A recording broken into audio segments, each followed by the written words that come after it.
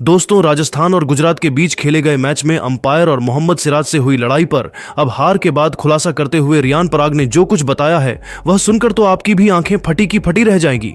तो आखिर सिराज और अंपायर के साथ हुए विवाद पर रियान पराग ने क्या किया बड़ा खुलासा? क्यों बीच मैदान में अंपायर से भिड़ गए थे रियान पराग? सिराज के साथ क्या कुछ हुआ था? खुद यह सब हम आपको रियान पराग के बयान में दिखाएंगे, लेकिन उससे पहले आपको क्या लगता है, रियान पराग इस मुकाबले में आउट थे या फिर नॉट आउट? आप खुद नीचे कमेंट करके जरूर बताइए। इस लक्ष्य का पीछा करने उतरी राजस्थान टीम। शुरुआत बेहद खराब हुई। जायसवाल टीम के लिए केवल 6 रन बनाकर पेवेलियन लौट गए। वहीं नीतीश राणा भी केवल 1 रनों का योगदान दे सके।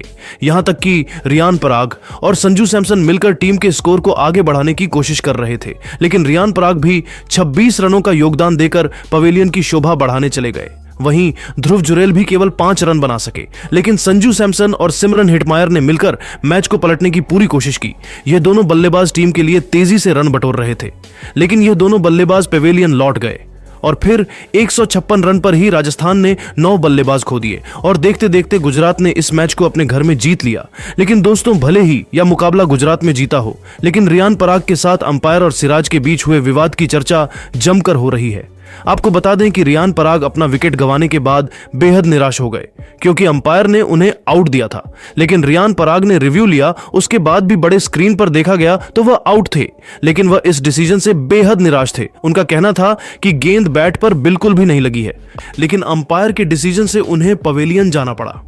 जब वह ड्रेसिंग रूम की तरफ बढ़ रहे थे, तभी मोहम्मद सिराज भी उनसे जाकर टकरा गए।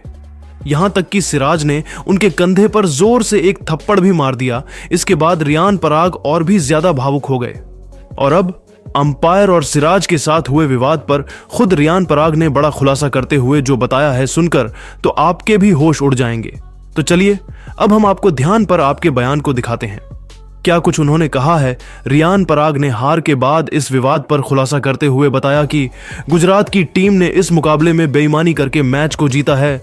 मैं साफ तौर पर नॉट आउट था, लेकिन अंपायर नाम खिलाड़ियों के साथ मिलकर मुझे आउट दिया। अगर मैं मैदान पर होता तो अपनी टीम को यह मुकाबला जीत दिला कर रहा था। जबकि हमने रिव्यू भी लिया था, उसमें साफ तौर पर दिख रहा था कि बैट जमीन पर लगा है, लेकिन उसके बावजूद अंपायर ने मुझे आउट दिया। मैं अंपायर से बात करने की कोशिश कर रहा था, लेकिन वह मेरी बात को बिल्कुल भी नहीं सुन रहे थे। वह सिर्फ अपनी मनमानी कर रहे थे और बार बार मुझे पवेलियन के बाहर जाने के लिए कह रहे थे। इतना ही नहीं, जब मैं ड्रेसिंग रूम की तरफ बढ़ रहा था, उसे दरमियान सिराज भाई ने भी मेरे साथ गलत किया। उन्होंने मुझे एक थप्पड़ खींच कर मारा। इसके बाद मैं और भी ज्यादा बेहद भावुक हो गया। वह भी मुझसे लड़ाई खोज रहे थे, लेकिन मैं शांति से मैदान के बाहर आ गया, क्योंकि वह काफी सीनियर खिलाड़ी है। मुझे सीनियर के रिस्पेक्ट करना आता है। मैं इस मुकाबले में मिली हाथ से बेहद निराश हूं। खेल को खेल भावनाओं के साथ खेलना चाहिए, बेईमानी नहीं होनी चाहिए।